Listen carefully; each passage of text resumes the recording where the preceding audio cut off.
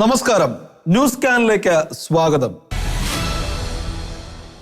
തങ്ങളുടെ വ്യക്തിത്വം കൊണ്ടും കർമ്മകുശലതകൾ കൊണ്ടും വ്യത്യസ്തമായ പ്രവർത്തനങ്ങൾ കൊണ്ടും ചരിത്രത്തിന്റെ ഗതിവിഗതികളെ അടിമുടി പൊളിച്ചെഴുതുന്ന ചില ചരിത്ര പുരുഷന്മാരെ നോക്കിയാണ് ചിലർ വരുമ്പോൾ ചരിത്രം വഴിമാറുമെന്ന് പൊതുവെ പറയാറുള്ളത്.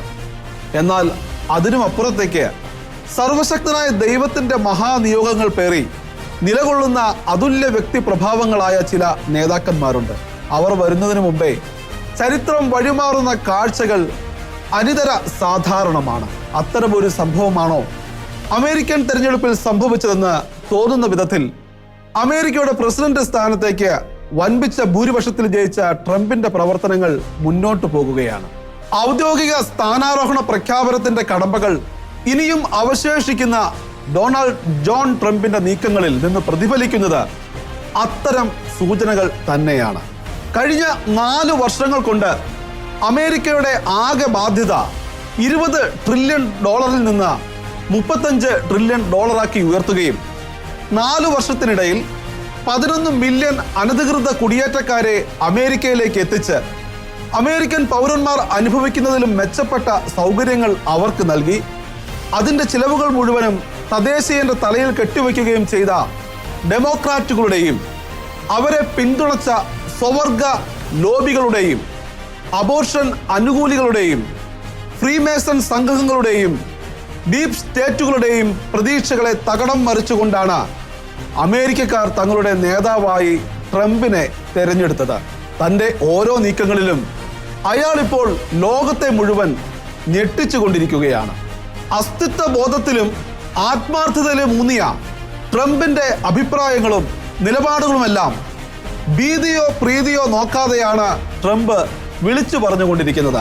ഭൂരിപക്ഷം ഏതു വശത്താണെന്ന് നോക്കിയിട്ട് ഒടുവിൽ അഭിപ്രായം പറയുന്ന അവസരവാദികളുടെ മൂന്നാംകിട അഭിപ്രായ പ്രകടനങ്ങൾക്കപ്പുറത്ത് അങ്ങേയറ്റം അചഞ്ചലവും ആധികാരികവുമാണ് ട്രംപിന്റെ നിലപാടുകൾ.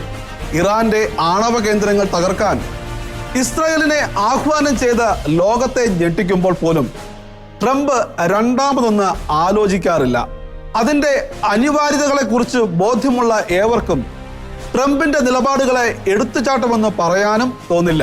ഇപ്പോഴിതാ താൻ അധികാരമേൽക്കുന്ന ജനുവരി 20 മുമ്പ് തങ്ങളുടെ കസ്റ്റഡിയിലിരിക്കുന്ന ഇസ്രായേൽ ബന്ദികളെ മുഴുവൻ ഹമാസ് വിട്ടയക്കണമെന്നും ഇല്ലെങ്കിൽ ഹമാസ് കനത്ത വില നൽകേണ്ടി വരുമെന്നും കഴിഞ്ഞ കാലങ്ങളിൽ അമേരിക്ക നടത്തിയ ആക്രമണങ്ങളായിരിക്കില്ല ഇനി ഹമാസ് അടക്കമുള്ള തീവ്രവാദികൾ കാണാൻ പോകുന്നതെന്നും മുന്നറിയിപ്പ് നൽകിക്കൊണ്ട് ട്രംപ് വീണ്ടും ലോകം മുഴുവൻ മാസായിരിക്കുകയാണ്.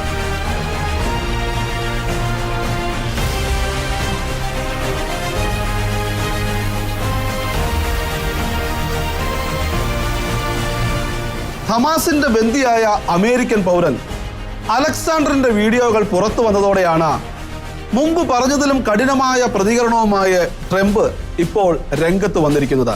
ഇസ്രായേലിന് ട്രംപ് ഇത്തരത്തിൽ കലവറകളില്ലാത്ത പിന്തുണ നൽകുന്നത് അമേരിക്കയുടെ പ്രസിഡന്റായി തിരഞ്ഞെടുക്കപ്പെട്ടതിന് ശേഷമുള്ള കാര്യമല്ല. അതിനു മുമ്പേ അത് അങ്ങനെ തന്നെയായിരുന്നു. അതായത് പ്രസിഡന്റ് ആയാലും ഇല്ലെങ്കിലും ട്രംപിന് തന്റെ നിലപാടുകളിൽ മാറ്റമില്ലെന്നത് ചുരുക്കം. ട്രംപ് നിലപാട് വ്യക്തമാക്കിയതോടെ ട്രംപിന്റെ അപ്രതീക്ഷിത നീക്കത്തിന് നന്ദി പറഞ്ഞുകൊണ്ട് ഇസ്രായേൽ പ്രധാനമന്ത്രി ബെഞ്ചമിൻ നെതന്യാഹുവും രംഗത്ത് വന്നിരിക്കുകയാണ്. I want to thank President Trump for his strong statement yesterday about the need for Hamas to release the hostages, the responsibility of Hamas, and this adds another force to our continuing effort to release all the hostages. Thank you, President Trump.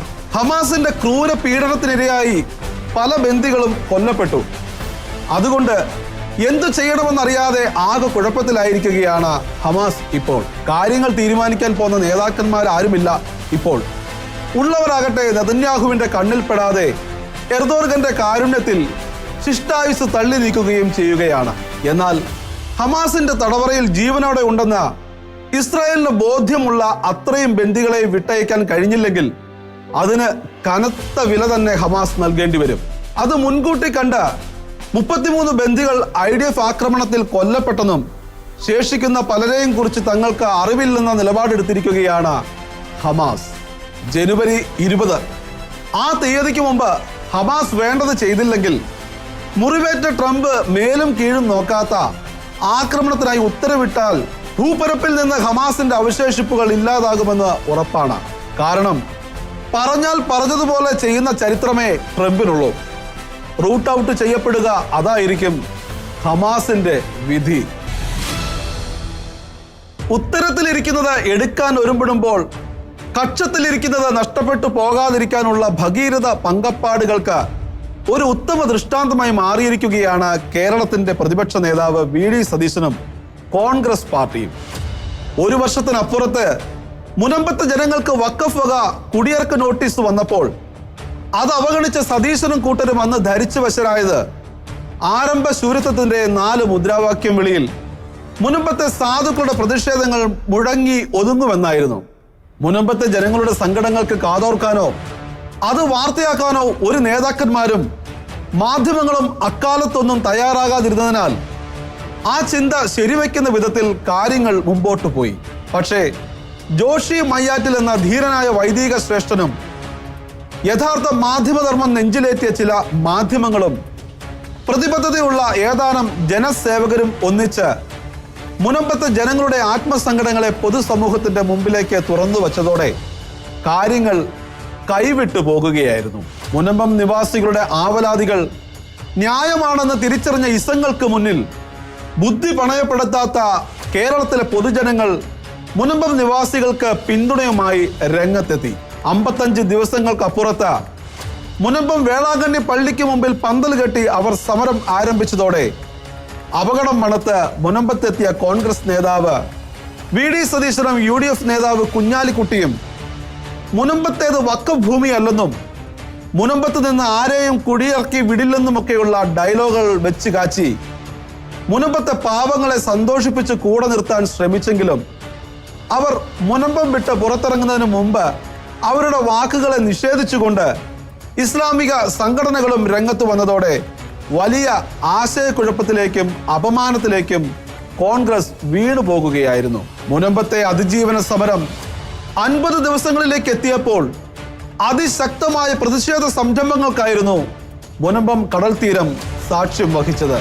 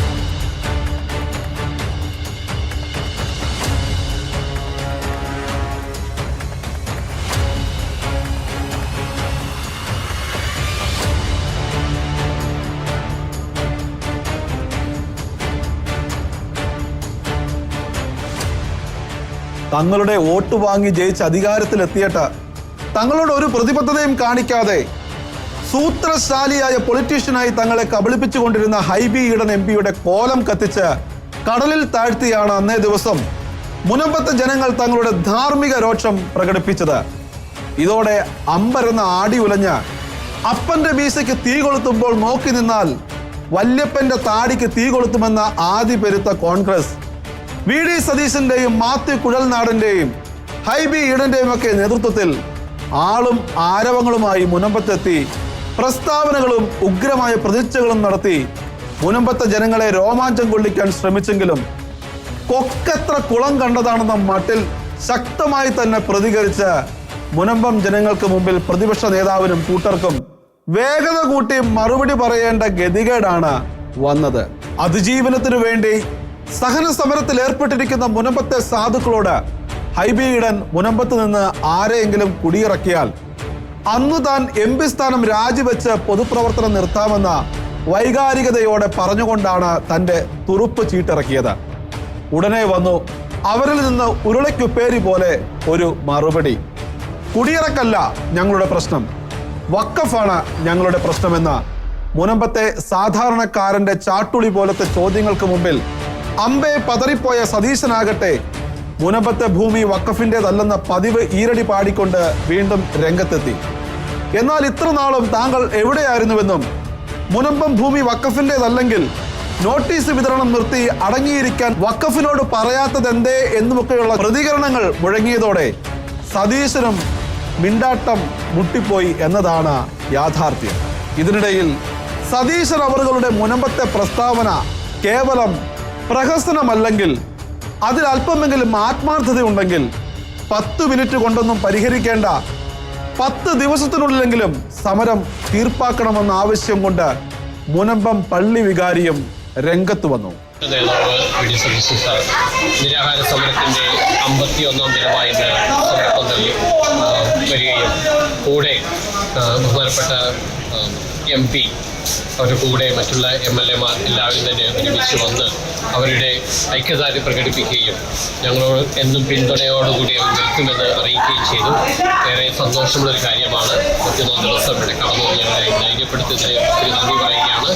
അതോടൊപ്പം തന്നെ ഇവിടുത്തെ ആളുകൾ അവരുടെ പ്രശ്നങ്ങൾ ഉടനെ ഉയർത്തിപ്പിടിക്കുകയും അതോടൊപ്പം Satheesan sir 10 മിനിറ്റും കൊണ്ട് ഈ പ്രശ്നം എങ്ങനെ പരിഹരിക്കാൻ സാധിക്കുമെന്ന് പറയുകയും ചെയ്തു. അതേറെ ആഗ്രഹത്തോടുകൂടി സ്വാഗതം ചെയ്യുകയാണ്. അതോടൊപ്പം തന്നെ ഞങ്ങൾ ആവശ്യപ്പെട്ടൊരു കാര്യം, ഈ 10 മിനിറ്റ് എന്നുള്ളത് ഒരു 10 ദിവസം എടുക്കുകയാണെങ്കിലും ക്രിസ്മസിന് മുമ്പായിട്ട് ഈ പ്രശ്നം പരിഹരിക്കുകയാണെങ്കിൽ ക്രിസ്മസിൻ്റെ അന്ന് ഇവിടുത്തെ ഈ മുനമ്പം നിവാസികൾ നിരാഹാരം ഇരിക്കേണ്ട ആവശ്യമില്ല. ഈ ഒരു കാര്യം തന്നെ നമ്മൾ മുഖ്യമന്ത്രിയോട് ആവശ്യപ്പെട്ടിരുന്നു. 3 മാസം എന്ന് പറഞ്ഞിരിക്കുന്ന കമ്മീഷൻ അത് 30 ദിവസത്തിൽ തീർക്കുകയാണെങ്കിൽ ഞങ്ങൾക്ക് വലിയൊരു സഹായമായിരിക്കും. അതിന് ഇപ്പോൾ പരിശ്രമിക്കാമെന്നാണ് പ്രതിപക്ഷ നേതാവ് നമ്മളെ അറിയിച്ചിരിക്കുന്നത്. തീർച്ചയായിട്ടും ഈ 10 മിനിറ്റ് സൊല്യൂഷൻ ഒരു 10 ദിവസം എടുക്കുകയാണെങ്കിലും നമുക്കത് വലിയൊരു അനുഗ്രഹമായി തീരും. അതെങ്കിൽ ഇന്ന് ഞങ്ങളോട് ഒന്ന് ഐക്യദാർഢ്യം പ്രകടിപ്പിച്ചിരിക്കുന്നതും അതോടൊപ്പം തന്നെ പിന്തുണ നൽകിയിരിക്കുന്നതും ഒരു പ്രഹസനമല്ല, മറിച്ച് ഇത് ആക്റ്റീവായിട്ട് തന്നെ പ്രാവർത്തികമാക്കി ഞങ്ങൾക്ക് നൽകുകയാണെങ്കിൽ, ചെയ്തു തരികയാണെങ്കിൽ തീർച്ചയായിട്ടും ബ്രഹ്മ നിവാസികൾക്ക് ഏറ്റവും വലിയ സമ്മാനമായിരിക്കും ക്രിസ്മസിന് ലഭിക്കുന്നത്.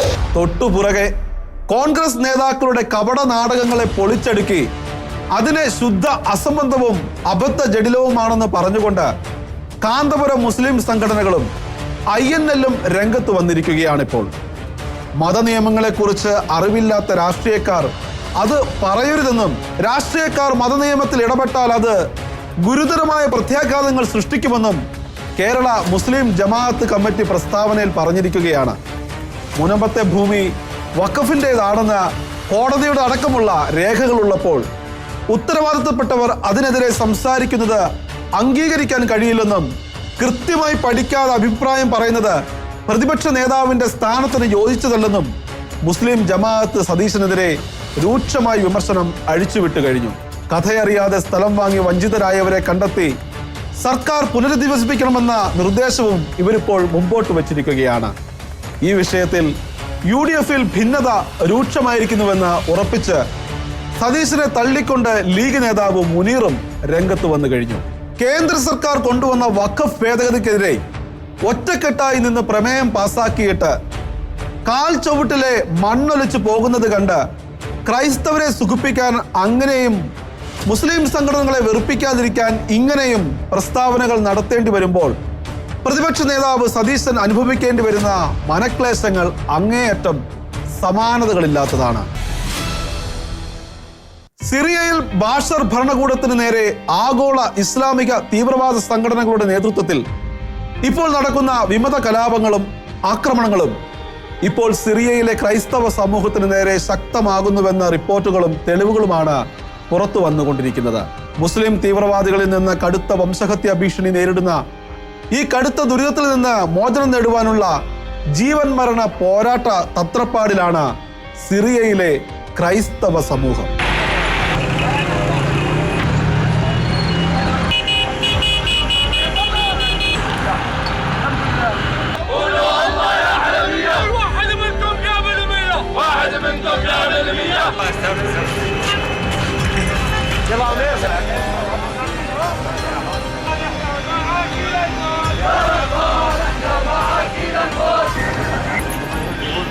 ആഗോള ഇസ്ലാമിക ഭീകര സംഘടനയായ അൽ ഖ്വയ്ദയുടെ സഖ്യകക്ഷികളായ ഇസ്ലാമിസ്റ്റ് ഗ്രൂപ്പായ ഹയാത്ത് തഹ്രീർ അൽ ഷാം കഴിഞ്ഞ ദിവസം നഗരത്തിന്റെ വലിയ ഭാഗങ്ങളുടെ നിയന്ത്രണം ഏറ്റെടുത്തതോടെ വംശഹത്യ അടക്കമുള്ള ദുരിതത്തിലേക്ക് അവിടുത്തെ ക്രൈസ്തവ സമൂഹം എത്തപ്പെട്ടിരിക്കുകയാണ്.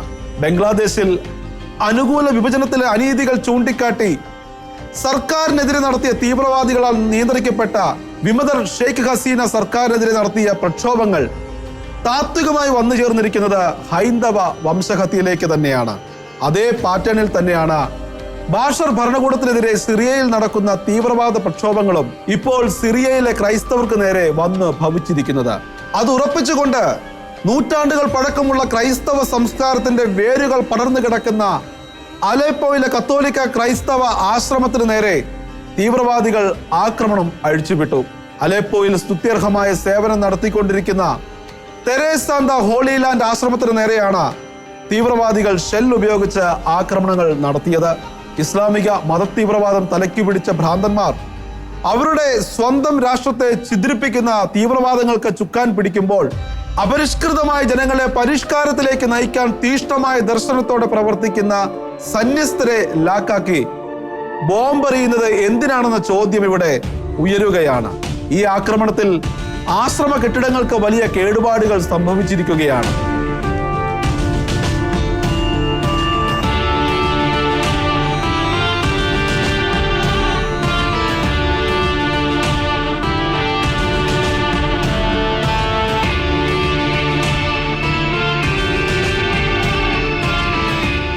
ഒരു ആക്രമണത്തിനും ഇല്ലാതാക്കാൻ കഴിയുന്നതല്ല ക്രിസ്തുവിന്റെ സ്നേഹത്തിൽ സമർപ്പിതരായി തങ്ങൾ തുടങ്ങിവെച്ച സേവന പ്രവർത്തനങ്ങളെന്ന് കണ്ണിൽ ചോരയില്ലാത്ത വിധം പ്രവർത്തിക്കുന്ന തീവ്രവാദികളെയും അവരെ പിന്തുണയ്ക്കുന്നവരെയും ഓർമ്മിപ്പിച്ചുകൊണ്ട് അക്രമത്തിൽ നാശനഷ്ടങ്ങൾ ഉണ്ടായതിന്റെ അടുത്ത ദിവസം തന്നെ സിറിയയിൽ കലാപക്കെടുതിയിൽ പെട്ടിരിക്കുന്ന 1000-ലധികം പേർക്ക് ഭക്ഷണവും മറ്റ് സേവനങ്ങളും കൊടുക്കുന്ന പതിവ് ചാരിറ്റി പ്രവർത്തനങ്ങളിൽ സിറിയയിലെ കത്തോലിക്ക സഭ സജീവമായിരിക്കുകയാണ്.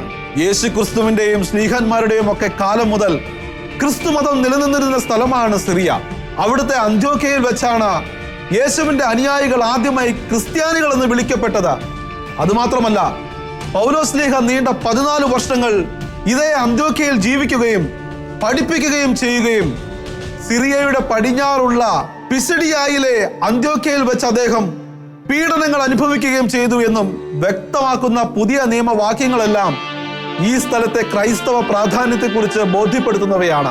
2011 കാലത്ത് 22 ലക്ഷം ക്രൈസ്തവരുണ്ടായിരുന്ന സിറിയയിൽ കഴിഞ്ഞ കാലഘട്ടങ്ങളിൽ ഉണ്ടായ ഇത്തരം തീവ്രവാദ ആക്രമണങ്ങളുടെയും വിമത പ്രക്ഷോഭങ്ങളുടെയും പരിണിത ഫലമായി 17 ലക്ഷത്തിലധികം ക്രൈസ്തവരാണ് കൊല്ലപ്പെടുകയോ പലായനം ചെയ്യപ്പെടുകയോ ചെയ്ത് സിറിയയിൽ നിന്നും അപ്രത്യക്ഷരായത്.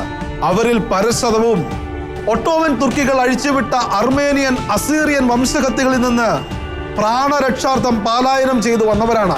അക്കാലങ്ങളിൽ അതികഠിനമായ പട്ടിണിയും ക്രൂരമായ കൊലപാതകങ്ങളും കണ്ണിൽ ചോരയില്ലാത്ത ബലാത്സംഗവും അടക്കമുള്ള തിന്മകളാൽ ലക്ഷക്കണക്കിന് ക്രിസ്ത്യാനികൾ കൊല്ലപ്പെട്ടെന്നാണ് കണക്കുകൾ പറയുന്നത്. ഇപ്പോൾ അവിടെ അവശേഷിക്കുന്നത് കേവലം 3 ലക്ഷം പേർ മാത്രമാണ്. അവരെ കൂടി ഉന്മൂലനം ചെയ്യുക എന്ന ലക്ഷ്യത്തോടെയാണ് ഇപ്പോൾ നടക്കുന്ന കലാപങ്ങളെന്ന് സന്ദേഹമുറപ്പിക്കുന്ന വിധത്തിലാണ് ഇപ്പോൾ നടക്കുന്ന സംഭവങ്ങളെല്ലാം. ഇസ്ലാമിസ്റ്റ് തീവ്രവാദികൾ ആക്രമണം തുടരുന്ന ഈ സിറിയൻ പ്രവിശ്യകളിൽ നിന്ന് കഴിഞ്ഞ 12 വർഷത്തിനിടെ ഏകദേശം 2 ലക്ഷത്തോളം ക്രൈസ്തവരാണ് പ്രാണരക്ഷാർത്ഥം പലായനം ചെയ്തു പോയത്. IS തലവൻ അബൂബക്കർ അൽ ബാഗ്ദാദിയുടെ സഹായത്തോടെ 2011 ജബത്ത് അൽ നുസ്ര ഫ്രണ്ട് എന്ന പേരിൽ സ്ഥാപിതമായ അൽ ഖ്വയ്ദയുടെ നേരിട്ടുള്ള അഫിലിയേറ്റാണ് അങ്ങേയറ്റം മാരകമായ തീവ്രവാദ പ്രവർത്തനങ്ങളിൽ വ്യാപൃതരാകുന്ന തഹ്രീർ അൽ ഷാം എന്ന ഈ ഭീകര സംഘടന. ക്രൈസ്തവ സമൂഹത്തിനെതിരെ ആക്രമണം കടുപ്പിക്കുന്നതിനിടെ അവർ ആസന്നമായിരിക്കുന്ന ക്രിസ്മസിനെ എതിരേക്കാൻ ഒരുക്കിയിരിക്കുന്ന എല്ലാ ക്രിസ്തുമസ് അലങ്കാരങ്ങളെയും നശിപ്പിക്കുകയും സൈനികരടക്കം പിടികൂടിയവരെ എല്ലാം കഴുത്തറത്ത് കൊല്ലുകയും ചെയ്തുകൊണ്ടാണ് ഇപ്പോൾ സമാനതകളില്ലാത്ത ആക്രമണങ്ങൾ അഴിച്ചുവിട്ടിരിക്കുന്നത്. പുരോഹിതന്മാർ അടക്കമുള്ളവരെ തട്ടിക്കൊണ്ടുപോകുകയും ക്രൈസ്തവരെ തെരഞ്ഞുപിടിച്ച് കൊല്ലുകയും കൂട്ട മതപരിവർത്തനത്തിനായി ക്രൈസ്തവ ആരാധനാലയങ്ങൾ തകർക്കുകയും പ്രായഭേദമന്യേ ക്രിസ്ത്യൻ സഹോദരിമാരെ ബലാത്സംഗം ചെയ്യുകയും ചെയ്യുന്ന സംഭവങ്ങളും അരങ്ങേറുന്നുണ്ടെന്നാണ് ലഭിക്കുന്ന വിവരങ്ങൾ. സിറിയയിൽ ഏറ്റവും അധികം ക്രൈസ്തവർ തിങ്ങിപ്പാർക്കുന്ന അലെപ്പോയിലും ഹമയിലുമാണ് തീവ്രവാദികൾ ശക്തമായി പിടിമുറുക്കിയിരിക്കുന്നത് എന്നതിനാൽ കടുത്ത ആശങ്കയിലും ഭയത്തിലും എത്തപ്പെട്ടിരിക്കുന്ന സിറിയൻ ക്രൈസ്തവ സമൂഹത്തിന് വേണ്ടി പ്രാർത്ഥിക്കേണ്ടത് അനിവാര്യമായിരിക്കുന്നു. ന്യൂസ് സ്കാൻ സമാപിക്കുന്നു. നന്ദി.